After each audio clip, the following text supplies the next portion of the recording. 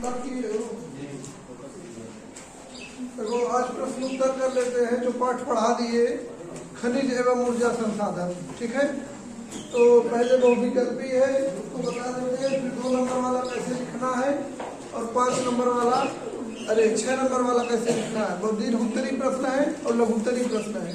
लिखने का तरीका पता आप मतलब पूरा क्लास लिखने पे ही होगा। ठीक है, तो देखो इसमें पहले 2 नंबर वाला प्रश्न देख लेते हैं, बहुविकल्पी अभी अंतिम में देख लिया जाएगा। 2 नंबर वाले प्रश्न में पूछा है भारत में अभ्रक का विवरण दीजिए। ठीक है, देखो प्रश्न क्या है, ध्यान से पढ़ना है। तो 1-2 लिख दे रहे हैं, बाकी वैसे ही बोल रहे हैं, किताब में देख लेना। भारत में अभ्रक का विवरण।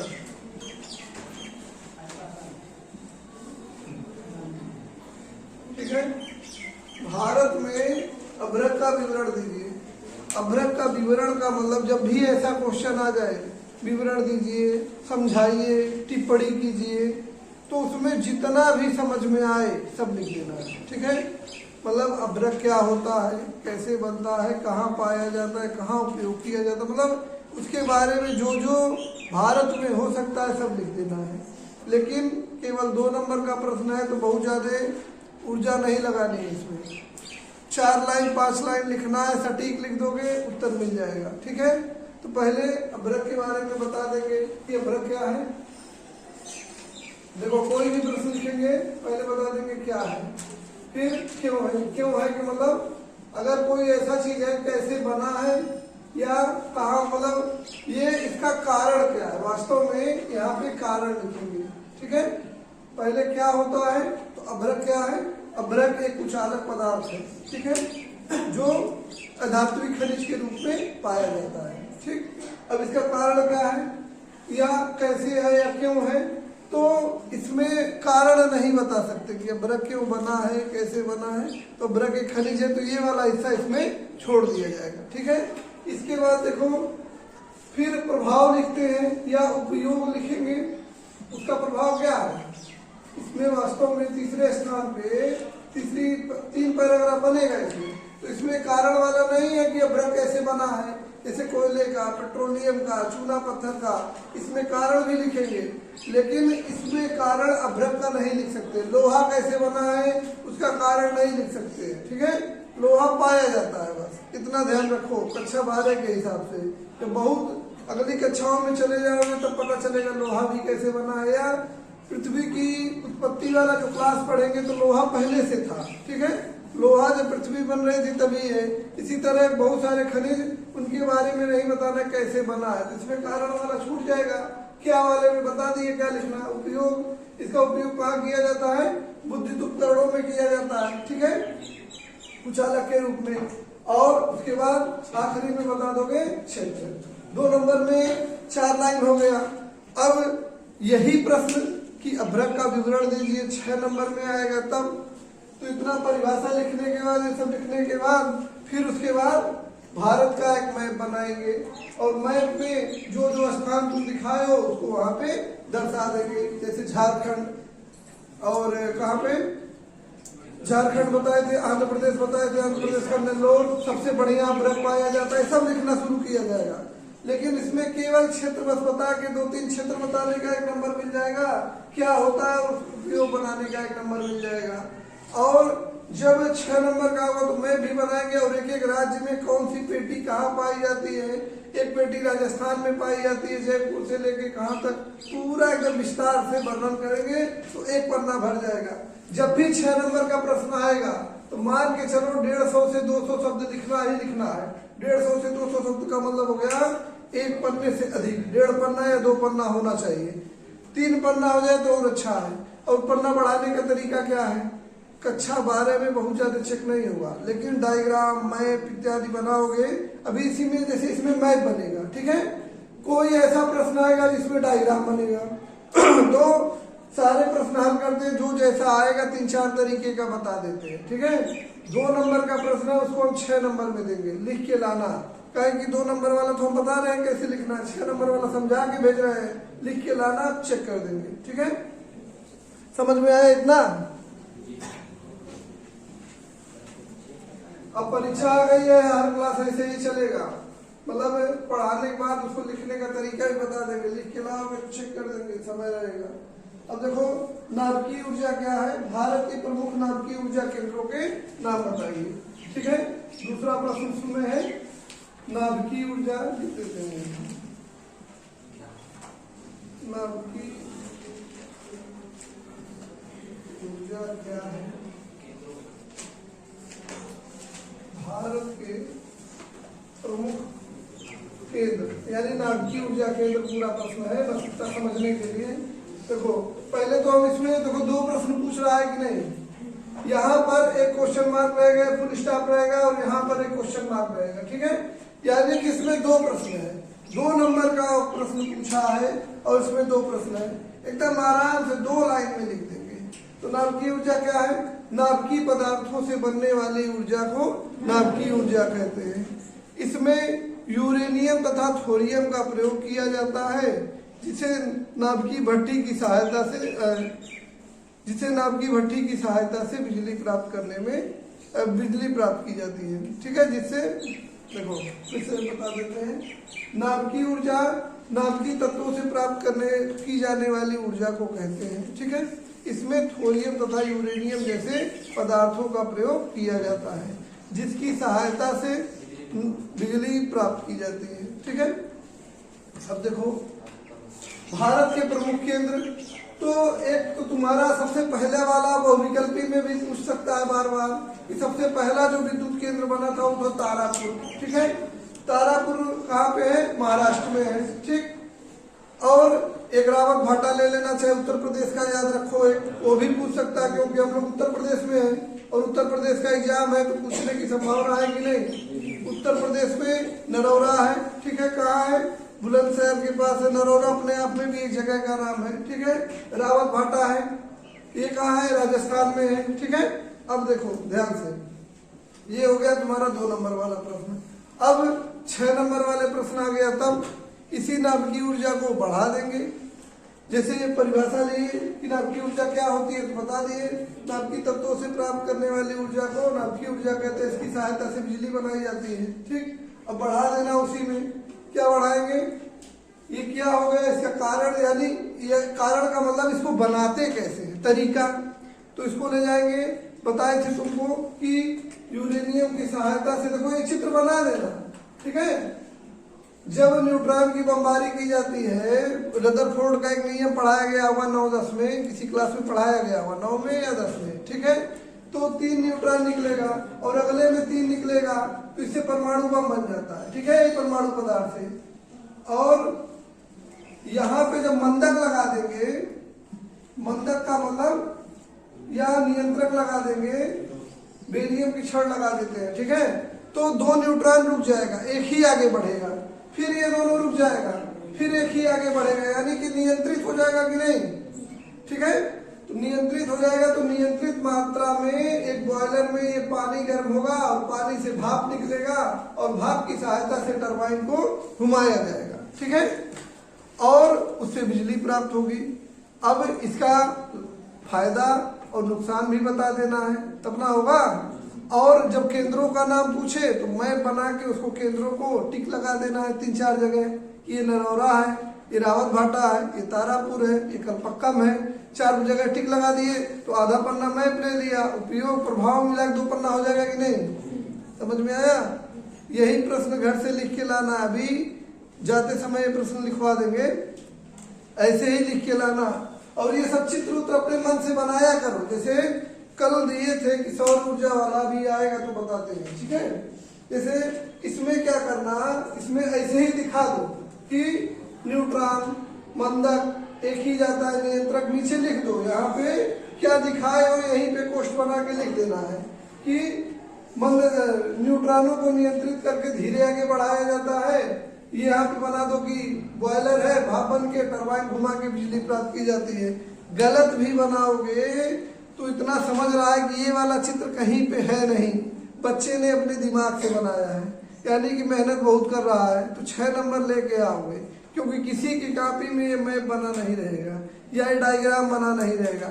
अपने मन से जो डायग्राम बनता है, मेंटल मैप बोलते हैं उसको, या अपने मन से जो डायग्राम बनाते हैं वो उस पे नंबर मिलना तय है और उसका नंबर एक्स्ट्रा मिलेगा। गलत भी बनेगा, नहीं अच्छा बनेगा, टेढ़ा मेढ़ा तिरछा बनेगा, लेकिन अगर वो लिख लिख के समझा दिए कि इसका मतलब ये हो गया तो हो जाता है। जैसे भिखारी बनाते हैं, मान लो चित्र दिया गया, भिखारी बनाने थोड़ा बॉडी बिल्डर टाइप बना दिए तो नीचे लिख देते हैं भिखारी, ठीक है, माने हष्ट पुष्ट वाला भिखारी है, नहीं समझ में आ रहा तो लिख दे रहे हैं। ऐसे ही बनाओ, लिख दो कि पानी का बॉयलर, बिजली उत्पादन, कल बना के लाना। जो लोग घर पे बनाएंगे वही फिर परीक्षा केंद्र में बना पाएंगे। ये सोचो कि हम वही जाके रिसर्च करें, जैसे ही बनाओगे गलत हो जाएगा, गलत हो जाएगा काटोगे फिर टेंशन होगा, उससे बढ़िया घर पे बनाओ, गलत हो जाएगा फिर बनाओ, फिर गलत हो फिर बनाओ, 3-4 बना लोगे तो परीक्षा केंद्र में गलत नहीं होगा। समझ में? चलो अगला प्रश्न देखते हैं। अलव धातुओं के नाम बताइए, उनके स्थानिक वितरण की विवेचना कीजिए।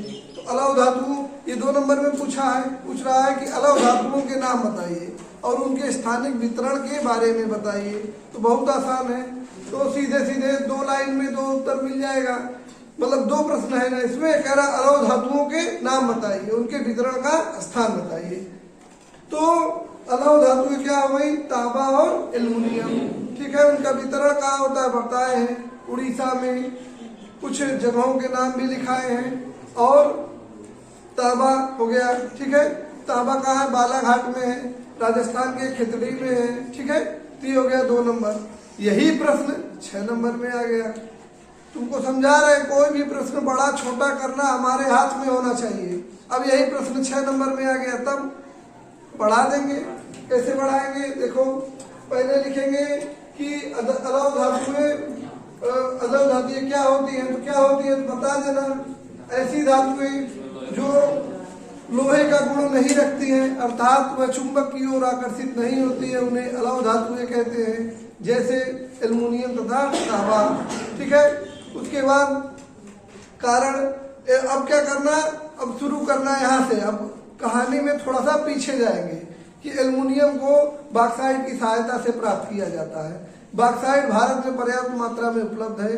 उड़ीसा, छत्तीसगढ़, जहां जहां बताए हैं वहां वहां जगह का नाम हो जाएगा, ठीक है। और बॉक्साइट से एल्युमिनियम निकालने के क्रम में बहुत बड़ी मात्रा में बिजली की आवश्यकता होती है, ठीक है। ये पता है कि नहीं? बहुत बड़ी मात्रा में बिजली की आवश्यकता होती है, लिखना है। जैसे कोयला बनाने के लिए, लोहा बनाने के लिए कोयले की आवश्यकता होती है, ऐसे एल्युमिनियम बनाने के लिए बिजली की आवश्यकता होती है। तो लिख देना कि बड़ी मात्रा में बिजली की आवश्यकता होती है, केवल वही देश बना सकते हैं जो बड़ी मात्रा में बिजली उत्पादन करते हैं, वह देश नहीं बना सकता जहाँ बिजली की कमी है, ठीक है। इसलिए एल्युमिनियम केंद्र वहीं स्थापित किए गए हैं जहाँ जहाँ बड़े बड़े ऊर्जा संयंत्र लगे हुए हैं। तो एक हो जाएगा, 1-2 जगह का नाम अगली पाठ में आएगा। एल्युमिनियम के संयंत्र कहाँ लगे हैं, नालको, बालको, ये सब अगली पाठ में पढ़ाएंगे, ठीक है। उसको भी यही जोड़ देंगे।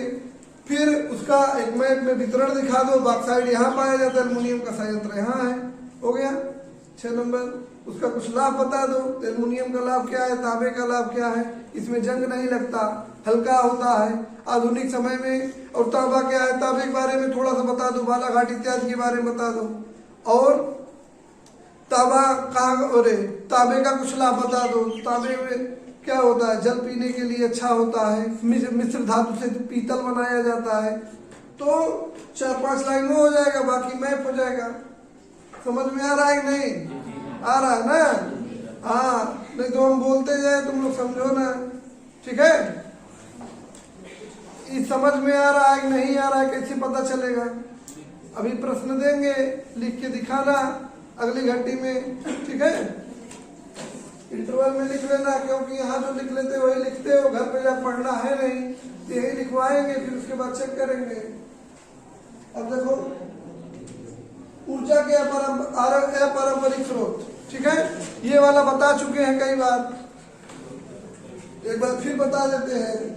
2 नंबर में पूछा है ऊर्जा के अपारंपरिक स्रोत क्या है, कल लिखवाए भी थे तुम लोगों से 6 नंबर में, कई लोग बहुत अच्छा लिख के लाए हैं। देखो, अब देखो ऊर्जा के पारंपरिक, इसी को हम पढ़ाए थे गैर पारंपरिक स्रोत या पारंपरिक स्रोत का मतलब एक ही हो गया, यानी जो परंपरा में नहीं है। तो ठीक है, इसमें क्या लिखेंगे, परिभाषा पहले लिखेंगे कि क्या होता है, ठीक है, फिर इसका कारण यानी कि कैसे बनता है। तो देखो ऊर्जा के पारंपरिक स्रोत क्या है, जो परंपरा से नहीं चली जाए, जैसे ऐसे ऊर्जा के स्रोत जिनका उपयोग अभी हाल ही में प्रारंभ हुआ है उन्हें ऊर्जा के अपारंपरिक स्रोत कहते हैं, ठीक है। फिर थोड़ा सा इसी में गुण भी इसका जोड़ देना कि ऐसे स्रोत नवीकरणीय प्रकार के हैं, ठीक।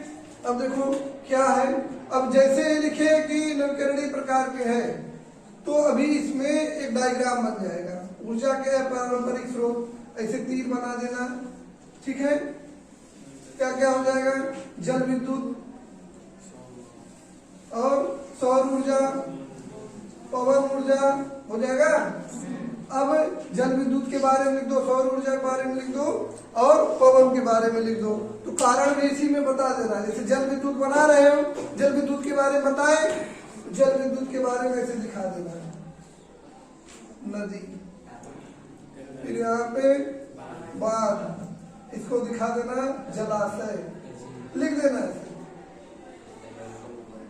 जलाशय, ये हो गया तुम्हारा बांध। ये धार की तरह घुमाना, क्या लिख देना कि कोई ऐसे बना देना टरबाइन, ठीक है। टरबाइन बना के फिर दिखा देना, कुछ अपने मन से बनाना, जो बनेगा देखा जाएगा, अगर सही बनेगा तो परीक्षा में उपयोग किया जाएगा, नहीं सही बनेगा सुधार किया जाएगा, लेकिन ऐसे बना देना है, ठीक है। अब देखो सौर ऊर्जा के बारे में लिखो, यहाँ सूर्य बना देना और यहाँ पे क्या हो जाएगा, सोलर पैनल, सोलर पैनल देखे हो ना, लिख देना है सोलर पैनल, ठीक है। एक तार निकाल देना, यहाँ लिख देना बैटरी, बिना बैटरी सोलर पैनल काम नहीं करेगा, ठीक है, ऊर्जा प्राप्त हो गई। ऐसे ही बना देना, एक खंबा बना देना, उसमें विद्याधर लगा है सोलर पैनल ना, उसी का चित्र बना देना, ठीक है। कहने का मतलब है कि उसको हमको समझाना है कि सूर्य की किरणें जब सोलर पैनल पे पड़ती है तो वह उसे विद्युत ऊर्जा के रूप में बदलकर बैटरी में भंडारित कर लिया जाता है या स्टोर कर लिया जाता है, जिसका प्रयोग हम फिर अल्टरनेटिव करंट के रूप में, इतना विस्तार से भी नहीं लिखोगे तो लिख देना कि जिसका प्रयोग हम बाद में विभिन्न कार्यों में करते हैं या कर सकते हैं, ठीक है। समझ में आया। ये प्रश्न भी चित्र उत्र बना के पवन चक्की भी बनाना, पवन चक्की बन जाएगा ना। पवन चक्की कक्षा 10 वाले किताब में दिया भी है, कहीं से देखना बनाना पवन चक्की की, ऐसे हवा चलेगी गतिज ऊर्जा से। नवन पवन चक्की से निर्माण प्रक्रिया कैसे होती है, देखो पवन की गति के कारण पवन चक्की में लगा हुआ ब्लेड घूमता है, घूमने की वजह से वह वास्तव में टरबाइन का काम करता है। कुल मिला जुला के टरबाइन घुमाना है। देखो इसमें कैसे घुमा रहे हैं, बात से घुमा रहे हैं, इसमें गतिज ऊर्जा से घुमा रहे हैं। केवल सोलर पैनल है जिसमें टरबाइन नहीं घुमाना है, नहीं तो कोई भी तापीय ऊर्जा हो, चाहे कोयले से बने चाहे नाभिकीय ऊर्जा से बने, उसमें टरबाइन घुमाना ही घुमाना है। केवल सौर ऊर्जा में टरबाइन नहीं घुमाना है, ठीक है। तो उसमें क्या होगा, पवन चक्की घूमेगी और पवन चक्की से फिर बिजली बनेगी, उसमें सीधे अल्टरनेटिव करंट बनता है, जो करंट हमको चाहिए, ठीक है। समझ में आया, नहीं समझ में आया। सौर ऊर्जा के बारे में बताए है ना, नहीं पता है सौर ऊर्जा में क्या होता है। देखो चलो बता भी देते हैं, नहीं अगर पता है। जल विद्युत वाला बताए हैं, नदी के मार्ग में कोई बांध बना देते हैं। बांध का मतलब होता है बाधा, कोई बाधा बना देंगे। जब नदी के मार्ग में कोई बाधा बना देंगे तो उसका पानी उसके पीछे रुक जाएगा कि नहीं, रुक जाएगा। जैसे हम लोग बलिया में है, यहाँ बन जाए तो इतना बड़ा जलाशय बनेगा 25-30 किलोमीटर का कि खूब दूर तक पानी फैला रहेगा, ठीक है। और जितना ऊंचा ये बांध बना देंगे उतना गहरा ये जलाशय बनेगा कि नहीं, खूब ऊंचा बना दिए। मान लो जैसे 10 फीट का या 20 फीट का 100 फीट का 100 फीट का मान लो बना दिए दीवार, तो 100 फीट गहरा पानी हो जाएगा कि नहीं, वहां हो जाएगा। और ऊपर से अब पानी को ऐसे छेद बना दिया जाएगा, जब मन करेगा बंद कर दे और जब मन करे खोले। तो जब छेद के रास्ते से धार बना के 100 फीट की ऊंचाई से पानी गिराया जाएगा और उसके नीचे कोई पंखी लगा दिया जाए और पंखी पे गिरे तो पंखी घूमने लगेगा कि नहीं, घूमने लगेगा। उसी घूमने से बिजली प्राप्त होती है। ठीक है, जैसे जनरेटर देखे हैं, उसमें क्या होता है, हैंडल मार के छोड़ दिए, वो घूमता रहता है, उसमें घूमता है ना। वही टरबाइन है, वो छोटा है कि मतलब छोटा है, जिससे एक घर का काम चल सकता है। और इसमें ईंधन के रूप में क्या काम करता है, डीजल। और उसमें गतिज ऊर्जा कार्य कर रही है, पानी हमेशा गिरते रहेगा तो काम करता रहेगा, इसमें डीजल जलता रहेगा तो जनरेटर घूमता रहेगा, और जब तक घूमेगा तब तक बिजली बनेगी। समझ में आया। सोलर ऊर्जा में क्या होता है या सौर ऊर्जा में क्या होता है कि सूर्य का प्रकाश जो आता है उसको एब्जॉर्ब करके, जैसे चार्जर नहीं होता है, बैटरी का चार्जर कहीं लगा दो तो तुम्हारा बैटरी चार्ज हो गया, तो ऐसे ही सोलर प्लेटें एक तरह का चार्जर है जो बैटरी से जुड़ी रहेगी, सीधे कार्य नहीं कर सकते। जनरेटर का सीधे कनेक्शन जोड़ दो घर में तो काम करने लगता है ना, उसके लिए तो बैटरी की जरूरत है नहीं, अगर देखे होगे तो जानते होगे। और पवन चक्की में भी ऐसे ही कार्य करेगा, विद्युत जल विद्युत में भी ऐसे कार्य करेगा। लेकिन सौर ऊर्जा में क्या होगा कि ये चार्जर की तरह है जो सोलर पैनल है, जब उसमें सूर्य की किरणें पड़ेंगी तो बिजली बनेगी, लेकिन वो एसी वाला बिजली नहीं, वो डीसी बिजली बनती है, डायरेक्ट करंट बनती है। जो बैटरी में भरते हैं वो सीधे बिजली नहीं भर सकते, जैसे बैटरी चार्ज करना हो तो उसके लिए चार्जर चाहिए, ये नहीं कि दूध उतार ला के सटा तो सीधे तो बैटरी चार्ज हो जाएगा, नहीं होगा। समझ में आया।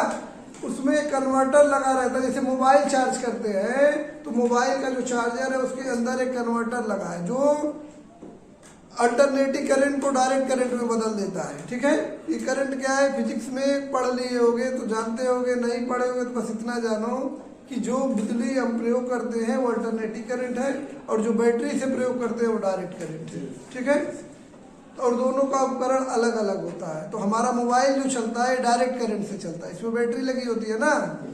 और अब हम सीधे चाहें कि बैटरी कोई प्लग में से तार निकाले मोबाइल में लगा दे, मोबाइल जल जाएगा, या मोबाइल के ऊपर कोई फर्क नहीं पड़ेगा। उसके लिए एक कन्वर्टर चाहिए जो अल्टरनेटिव करंट को डायरेक्ट करंट में बदले, तब ये बिजली चार्ज होगी। तो इसमें क्या होता है, ऐसे ही ये बैटरी को चार्ज कर देगा, और बैटरी का फिर उपयोग करिए जैसे इन्वर्टर में करते हैं। समझ में आया।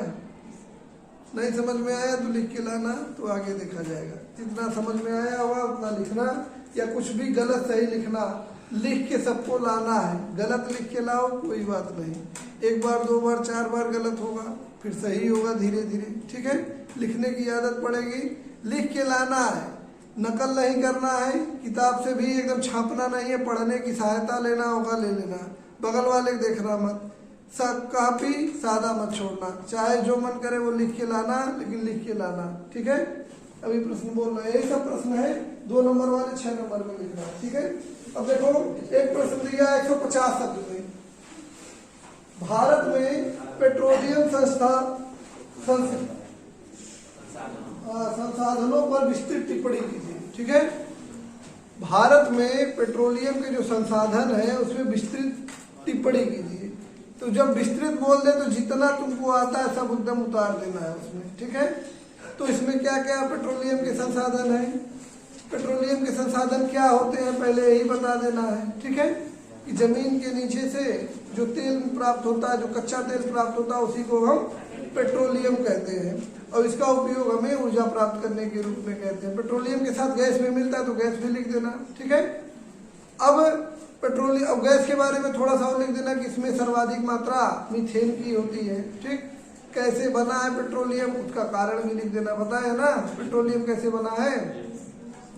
जो समुद्री जीव थे या ऐसा क्षेत्र जहां पहले समुद्र था, वहां पे जीवों के दबने के कारण उनके शरीर से जो तेल निकला है वही बाद में धीरे धीरे एक विशेष परिस्थिति में जाके जम गया है। परिस्थिति बताए थे कैसे जम गया है, जिससे पेट्रोलियम बना है। तो एक कारण वाला एक पैराग्राफ हो जाएगा, और क्या है एक पैराग्राफ ये हो जाएगा। ठीक है, उसके बाद एक मैप बनाएंगे, भारत में कहाँ कहाँ पेट्रोलियम पाया जाता है। तो असम का डिगबोई जरूर लिखना है, क्यों, क्योंकि सबसे पहले कुआं वहीं खोदा गया। ठीक है, फिर मुंबई हाई है वो पाया जाता है, राजस्थान में इस समय सबसे ज्यादा उत्पादन किया जाता है। तो हो गया, और इसके बाद भी विवरण देना है तो अगले पाठ में थोड़ा और पढ़ने को मिलेगा कि पेट्रोल की या डीजल की या पेट्रोलियम पदार्थों की रिफाइनरी लगाई गई है और इस रिफाइनरी से पेट्रोल को साफ कर करके बेचा जाता है, तो वो भी इसी में जोड़ दिया जाएगा। ठीक है, तो ये वाला प्रश्न भी नहीं लिखना, ये वाला प्रश्न लिखवाएंगे कब, जब अगला वाला पाठ पढ़ा लेंगे तो उसको भी, रिफाइनरी को भी इसी में जोड़ देना, पेट्रोलियम संसाधन में। ठीक है, कि मतलब रिफाइनरी है, उससे क्या लाभ है, उसका निर्यात कैसे किया जाता है। हम लोग पेट्रोल सबसे ज्यादा खरीद के मंगाते हैं दूसरे देशों में, होता कम है जितना उपयोग करना है, लेकिन बेचते भी बहुत ज्यादा हैं। ये कैसे होता है, इसको ध्यान देना है, अगले पाठ में पढ़ा जाएगा। ठीक है, अब देखो, भारत में जल विद्युत पर एक निबंध लिखिए। तो यही जल विद्युत वाला लिखना है, बांध बना के इसको थोड़ा सा बड़ा करके इसकी प्रक्रिया को समझा देना है। जो बात बताए हैं उसी को शब्दों में लिख देना है, हो जाएगा।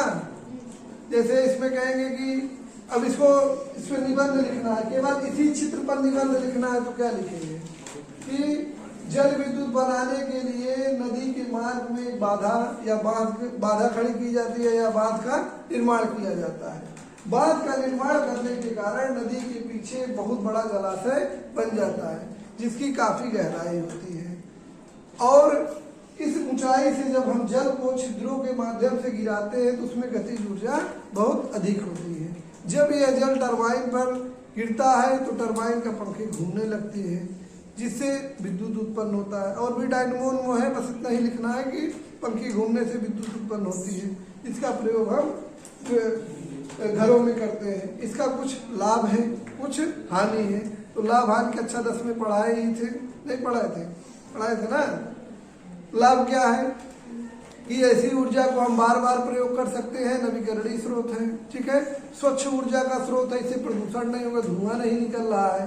2 हो गया लाभ। अब 2 कभी भी बता दो। इससे क्या होता है कि बहुत बड़ा क्षेत्र डूब जाता है।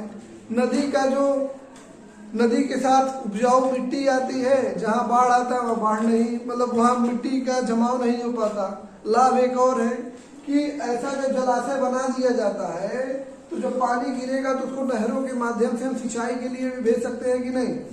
ठीक है, और इससे मान लो किसी क्षेत्र में बाढ़ आ रही है तो पानी जब पहले ही रोक देंगे तो बाढ़ वाला क्षेत्र बच जाएगा कि नहीं, पानी नदी का मार्ग घुमा देंगे। तो 3-4 लाभ हो जाएगा, 2-3 नुकसान हो जाएगा, 1-1.5 पन्ना भर जाएगा और एक डायग्राम भी बन जाएगा। यही वाला प्रश्न लिख के लाना, ऐसे ही चित्र बना के। ठीक है, चलो प्रश्न लिखो। एक तो यही प्रश्न है, भारत में जल विद्युत पर